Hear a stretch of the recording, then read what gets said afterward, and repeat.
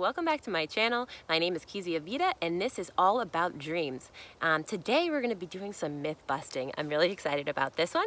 And the three myths that I want to look at today about dreams, the first one is the idea that to do dream work means you're doing dream interpretation, and that I, as someone who works with dreams, are a dream interpreter. And I really want to bust that myth right open. Another myth I want to talk about is that scientists, psychologists have some kind of consensus about what dreams mean, how they function, and what their role should be in your life. That's just not true. There isn't such a consensus. And the third one I want to talk about is the idea that if you dream about something bad, or you feel or you see something in your dream that's very disturbing, or something really bad happens in your dream, that means you are something bad, and that there's something bad and wrong with you. That is a myth that I feel like is very pervasive, very harmful, and I want to do my best to bust it for you today. So again, my name is Kezia Vida. Welcome back to my channel. Please hit the subscribe button and stay tuned for this video and a lot more content about how you can develop an embodied, liberatory, and truly empowering dream practice that can help you understand yourself, understand your world, and really bring your dreams to life and become the person and walk the path of integrity that you know you are always meant to be on. So I'm really excited that you're here, and I'm excited to be sharing with you guys today. So the first myth that I wanted to talk about is this idea of dream interpretation being the same thing as dream work. Now, they're similar in some ways, and this might feel like a semantics kind of thing, but I really want to make an important distinction here. Because so often in our lives, right, when we wake up from a dream, one of the first things that we want to ask is, what did my dream mean? And you might assume that that's what you do when you're working with your dreams. You're figuring out what they mean. And I really want to bust that wide open, because I don't like to think about dreams like that. First of all, I don't think your dream has one meaning. I always like to tell my clients when I'm working with them over a long period of time, or any dream that they give me, we could meet for 1 hour every single week, and if it's a potent enough dream, we could have a completely different conversation every single time. So there isn't one thing that your dream means. And in fact, when we approach our dreams as if we are solving a puzzle or concluding a riddle, or even like doing a math equation, like this symbol means this symbol means that, this symbol means that, this is what the dream is about, we're really missing, I think, one of the most beautiful gifts that the dream offers us, which is an opportunity to step into another way of thinking that's outside of the rational mind, outside of the part of ourselves that goes from point A to point B, outside the part of ourselves that wants to figure everything out, and really entering into this other kind of space where there aren't the constraints of space and time in our material bodies, and there's a lot more possibilities, and there's a lot more feeling, and there's a lot more depth. And the way that our dreams try to communicate with us or bring us into contact with different aspects of our experience is really a whole nother realm. So when I think about doing dream work, it's really not about interpreting the dream. It's really about bringing myself and or my clients into the presence of dream, right? Into the presence of that other way of being that, again, is beyond what things mean or the rationality to things or figuring something out, right? But really in that more liminal space where we can just be, and there can be contradictions, and there can be a lot of different possibilities, and there can really be that realm of imagination and creativity where so much beautiful stuff can happen. So that's what dream work is all about to me. And there's so many different ways of doing that. You can draw a picture from your dream. You can write a poem from your dream. You can write your dream out and share it with other people. You can act it out. You can, do all these different things to be with your dream in a different way that goes beyond the way of the rational mind. Now, does that mean there's never any meaning? No. Of course, we can find insight, we can find wisdom, we can find those aha moments, and they are so beautiful when we do.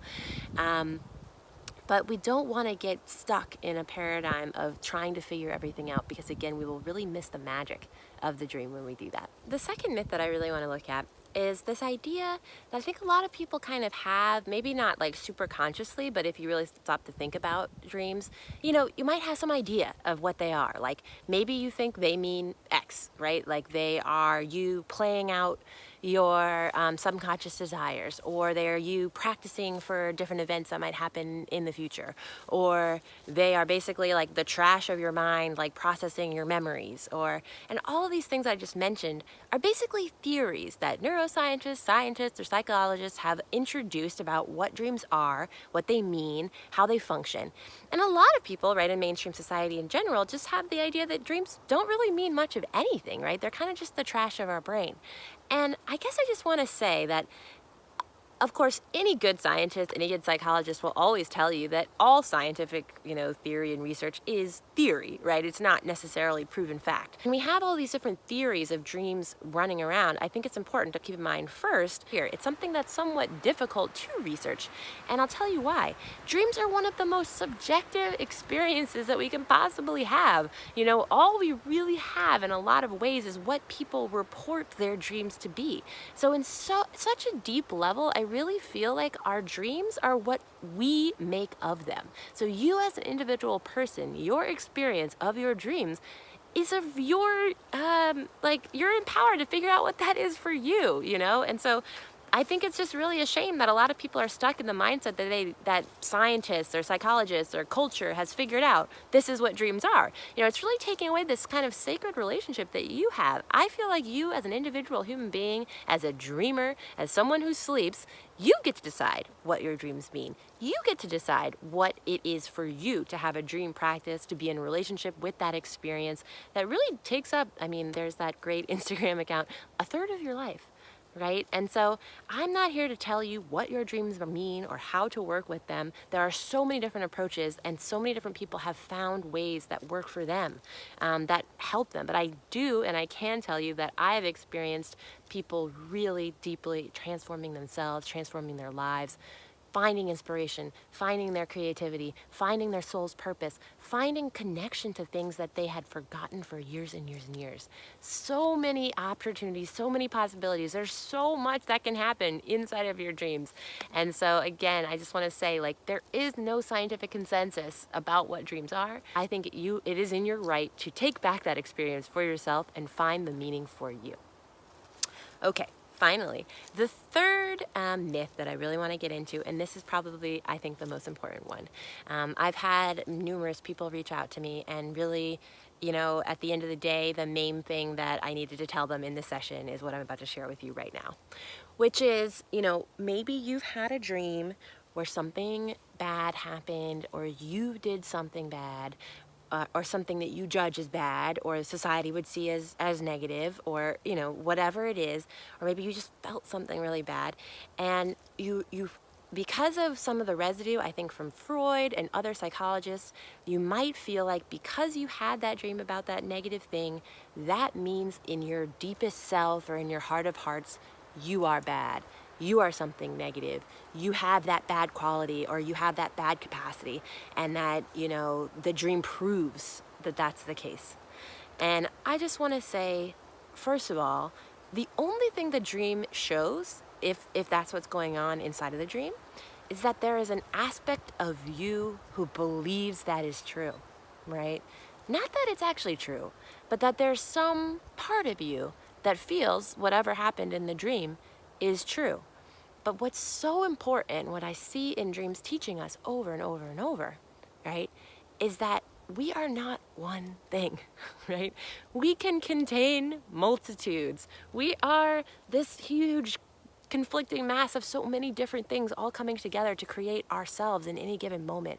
And we have the choice to become something else at any given moment.